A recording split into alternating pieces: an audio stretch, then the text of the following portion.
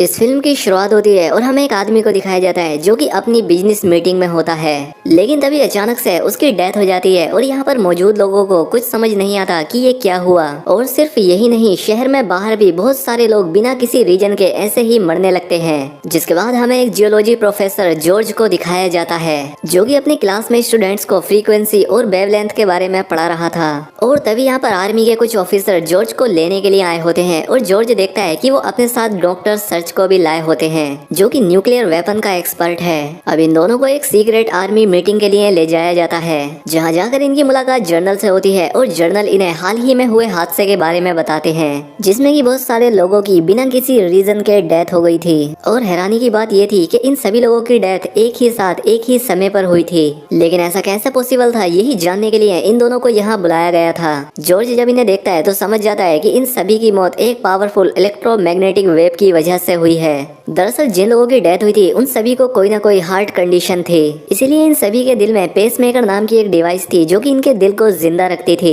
लेकिन high electromagnetic wave की वजह से इनकी वो डिवाइस या तो खराब हो गई या फिर इनका दिल इतना तेज धड़कना शुरू हुआ कि इन्हें हार्ट अटैक आ गया और इनकी जान चली गई। रीजन पता चलने के बाद जनरल कहते हैं कि ठीक है, तुम्हारा काम अब खत्म हुआ, तुम अब यहाँ से जा सकते हो। लेकिन जॉर्ज कहता है कि जनरल, हमें पता लगाना चाहिए कि आखिर इतनी हाई इलेक्ट्रोमैग्नेटिक वेव यहाँ पर आई कहाँ से। लेकिन जनरल उनकी कोई बात नहीं सुनते और वो यहाँ से चले जाते हैं। लेकिन ये परेशानी यहाँ पर खत्म नहीं हुई थी क्योंकि अगले ही दिन लोगों पर पक्षियों का अटैक होता है जैसे कि वो किसी चीज से बहुत ज्यादा डरे हुए हों और इसीलिए वो पक्षी अपना इस तरह का अनयूजुअल बिहेवियर दिखा रहे थे। अब यहाँ पर जॉर्ज की थ्योरी सही साबित होने लगी थी क्योंकि वर्ड्स भी ट्रेवल करने के लिए अर्थ की मैग्नेटिक फील्ड को यूज करते हैं, लेकिन वो वेव्स अब डिस्टर्ब हो रही हैं और इन पक्षियों का बिहेवियर भी। और सेम इसी तरह की सिचुएशन एस्ट्रोनॉट के स्पेसक्राफ्ट के साथ भी देखने को मिलती है क्योंकि जब वो अर्थ के करीब आ रहा था तब उस पर कंट्रोल करना बहुत मुश्किल हो रहा था और अब वो अर्थ पर क्रैश होने ही वाला था। लेकिन एस्ट्रो पायलट रेबेका उसे अपनी सूझबूझ से एक रिवर पर लैंड कराती है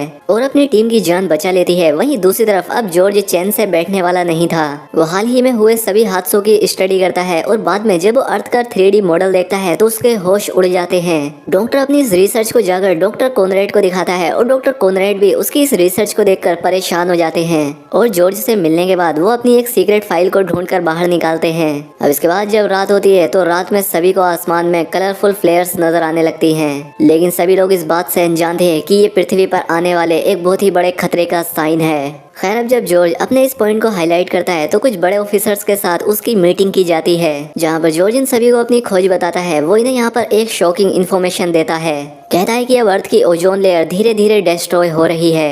वो कहता है कि अर्थ की कोर में जो लिक्विड है उसके घूमने या उसके स्पिन होने से अर्थ का इलेक्ट्रोमैग्नेटिक फील्ड जनरेट होता है, लेकिन अब ये लिक्विड घूमना बंद हो गया है जिस वजह से अर्थ की इलेक्ट्रोमैग्नेटिक फील्ड भी बनना बंद हो गई है। और इससे होगा ये कि अगले कुछ महीनों में आसमान से फ्लाइट्स खुद ब खुद गिरना शुरू हो जाएंगी, जितनी भी इलेक्ट्रॉनिक्स डिवाइसेस हैं सब एक्सप्लोड होने लगेंगी, बड़े बड़े तूफान आएंगे और भी कई तरह की क्लाइमेटीज आएंगी और आखिर में ये अर्थ तबाह हो जाएगी।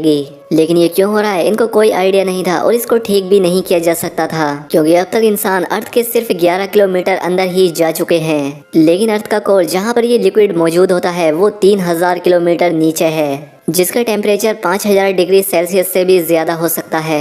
ये बात सुनकर वहाँ पर मौजूद सभी लोग बहुत ही परेशान हो जाते हैं, लेकिन तभी डॉक्टर कॉनरेड को अपना पुराना दोस्त ब्रेड याद आता है जिसके पास शायद इस परेशानी का कोई हल हो सकता है। खैर, जब ये ब्रेड से जाकर मिलते हैं तो इन्हें खुशखबरी मिलती है क्योंकि वो एक ऐसा डिवाइस बनाने में कामयाब हो गया था जो कि अल्ट्रासोनिक वेव्स की मदद से किसी भी मेटल को धूल में बदल सकती है। ब्रेड ने यूटेनियम नाम के एक ऐसे मेटल को भी डिस्कवर किया है जो कि किसी भी किस्म की हीट को बर्दाश्त कर सकता है, बल्कि जितना हीट और प्रेशर उस पर ज्यादा पड़ता है वो उतना ही स्ट्रॉन्ग हो जाता है। और अब इस धातु से पृथ्वी की कोर में जाने के लिए शिप बनाना एक अच्छा आइडिया होगा क्योंकि इससे अच्छा दूसरा आइडिया इनके पास और कोई था भी नहीं और ना ही इनके पास ज्यादा टाइम है। खैर, अब गवर्नमेंट इन्हें हर तरह की फैसिलिटी प्रोवाइड कराती है ताकि वो शिप को जल्द से जल्द बना सकें। गवर्नमेंट एक हैकर फिंच को भी हायर करती है क्योंकि वो नहीं चाहते थे कि एक्सप्लोजिव की खबर किसी को भी पता चले जिससे लोग डर जाएं। फिंच का काम इस मिशन में किसी भी पोस्ट को इंटरनेट पर देखकर उसे डिलीट करना था। अब ब्रेड काफी मेहनत करने के बाद उस पावरफुल शिप वर्जिल को बनाने में कामयाब हो जाता है और ये शिप चलने के लिए अल्ट्रा पावर न्यूक्लियर का यूज करेगा। अर्थ की कोर तक जाने के लिए पूरे शिप को 6 कंपार्टमेंट में डिवाइड किया गया था ताकि उस हिस्से में अगर कोई खराबी आ जाए तो उस हिस्से को शिप से अलग कर दिया जाए। प्लान के मुताबिक वर्जिल कोर में जाकर एक्सप्लोजिव को कोर में ड्रॉप करेगा, जिसके वहां पर ब्लास्ट होने से अर्थ का कोर रोटेट करने लगेगा। ये काम एकदम CPR की तरह था, जहां पर अर्थ की कोर को झटका दिया जाएगा उसे होश में लाने के लिए। अब इससे पहले ये लोग आगे और कुछ कर पाते, इन्हें एक और जोर का झटका मिलता है, क्योंकि इलेक्ट्रोमैग्नेटिक फील्ड के डिस्टर्ब होने से जगह जगह और भी हादसे होने लगे थे। यानी कि अब इनके पास मशीन टेस्टिंग के लिए भी टाइम नहीं है। अब वो फौरन अपने मिशन के लिए मारियाना ट्रेंच की तरफ निकल जाते हैं। अब ये लोग जैसे ही समंदर में डाइव करते हैं, इन्हें एक और नई चीज देखने को मिलती है कि समंदर में मौजूद व्हेल इनके चारों तरफ तैरने लगती हैं। अब जमीन में एंटर करने के लिए जिम्स्की ने मारियाना ट्रेंच को चूज किया था, जहाँ पर इन्हें भूकंप का सामना करना पड़ता है, लेकिन जिम्स्की किसी तरह से शिप को कंट्रोल करके जमीन में अपना अंदर जाने का रास्ता बना लेता है। क्रस्ट का लेयर पत्थरों से बना हुआ था और वर्जिल शिप उसे चीरता हुआ आगे बढ़ रहा था। अब थोड़ी ही देर के बाद वो अर्थ के मेंटल लेयर में एंटर हो जाते हैं, जहाँ पर लगभग 3 kilometre thick semi solid layer होती है और लगभग 12 घंटों के सफर के बाद उन्हें सोनार पर कुछ डार्क स्पॉट नजर आते हैं। जॉर्ज समझ जाता है कि सोनार पर ब्लैक स्पॉट का मतलब ये है कि वो एरिया एकदम खोखला है, लेकिन ये वर्जिल शिप खोखले एरिया में फ्लाई या ग्लाइड करने के लिए डिजाइन नहीं किया गया था। वर्जिल के काफी बड़ा होने की वजह से इन्हें इतना टाइम नहीं मिलता कि उसे बचा सकें, और देखते ही देखते वर्जिल किसी अननोन क्रिस्टल की दुनिया में एंटर कर जाता है, जहाँ पर इन सभी की जान तो बच जाती है, लेकिन एक जायंट क्रिस्टल इनके शिप में फंस जाता है और अब इनके पास कोई चारा नहीं था सिवाय शिप के इम्पेरल हिस्से से बाहर निकलकर इस मुसीबत को हटाने का। इम्पेरल एक बहुत ही गर्म हिस्सा था, जिससे पहले इन्हें नाइट्रोजन गैस का यूज करके उसे ठंडा करना होगा। बाहर निकलने के बाद इन्हें समझ आता है कि ये कोबाल्ट से बने हुए एक कोकून में है। ये जियोड क्रिस्टल की दुनिया है, जो कि अर्थ की सरफेस पर वोल्केनो के आसपास भी पाए जाते हैं, लेकिन उनके पास इस अनोखी सी दुनिया को एक्सपीरियंस करने के लिए समय नहीं था, क्योंकि जिस होल से ये यहाँ आए थे वहाँ से पिघला हुआ लावा अंदर घुसने लगता है, जिससे सभी क्रिस्टल कोलैप्स होने लगते हैं। वो कैसे भी करके उन सभी क्रिस्टल को हटाने में तो कामयाब हो जाते हैं, लेकिन एक क्रिस्टल आइफसीन को लग जाता है, जिससे वो खोलते हुए लावे में गिर जाता है। अब उनके पास इस सब के लिए टाइम नहीं था, इसलिए वो इंजन को स्टार्ट करके खोलते हुए लावा से आगे बढ़ते हैं। अब यहाँ पर इन्हें 2 दिन बीत जाते हैं और अब ये आउटर कोर के करीब पहुँचने वाले थे, इसलिए टीम के कुछ लोग न्यूक्लियर डिवाइस को रेडी करने में लग जाते हैं। लेकिन तभी बैग का सामना आइलैंड के साइज जितने एक डायमंड से होता है।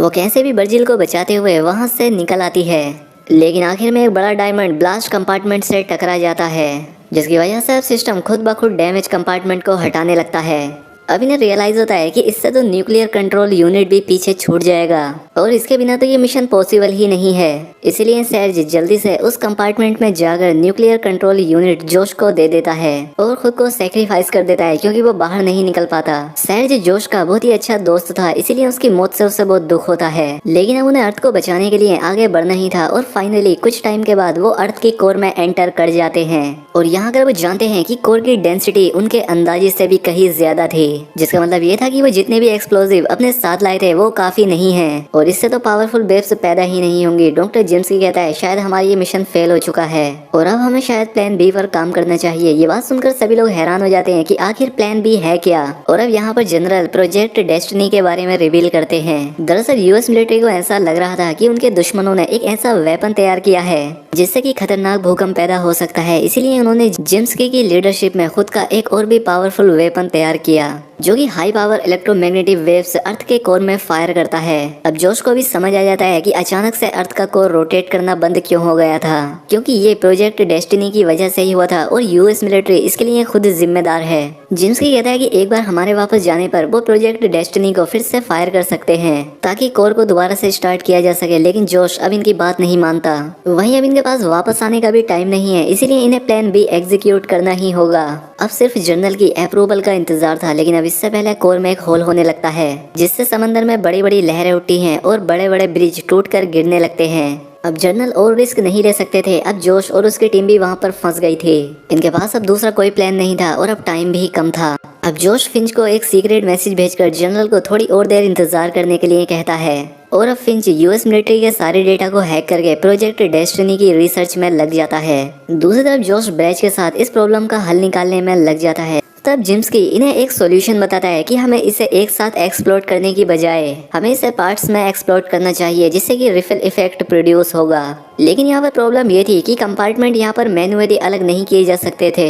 जब उनमें कोई डिफॉल्ट होगा तो सिस्टम ही उन्हें अलग कर सकता है। और इन्हें मैनुअली आंसर करने के लिए इंपेरल सेक्शन में जाना होगा। लेकिन उसका टेम्परेचर 9000 डिग्री सेल्सियस पहुंच चुका है और हमारा सूट आधा ही टेम्परेचर बर्दाश्त कर सकता है। और अब इनके पास इतनी नाइट्रोजन भी नहीं थी कि ये उससे इंपेरल को ठंडा कर सकें। कोई और रास्ता ना मिलने पर ब्रेज कहता है कि मैं अपनी लाइफ को सेक्रीफाइस करूंगा। दुखी होकर सभी लोग उसे अलविदा कहते हैं और ब्रेज इंपेरल में जाता है। वहाँ पर गर्मी इतनी ज्यादा होती है कि कुछ ही समय में उसका औजार भी पिघल जाता है। दूसरी तरफ जनरल डेस्टिनी को फायर करने वाला होता है, तब फिंच अपनी पूरी जान लगा देता है उसे रोकने के लिए। वहीं ब्रेज अपने मकसद में कामयाब हो जाता है और वो सिस्टम को ओवरराइड कर देता है। लेकिन उस हीट से वो खुद को नहीं बचा पाता और उसकी जान चली जाती है। अब इसके बाद ये लोग हर कंपार्टमेंट में न्यूक्लियर बॉम्ब डालकर उसे रिलीज करने लगते हैं। लेकिन जब आखिरी कंपार्टमेंट्स बचते हैं तब जोस को रियलाइज होता है कि